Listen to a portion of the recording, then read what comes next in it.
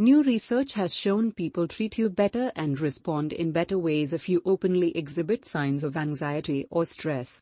According to the study, visible signs that communicate that a person is going through stress make them more appealing, allowing others to treat them warmly, reported foreign media. The research encourages people to not try extremely hard to hide their anxiety and let people see it.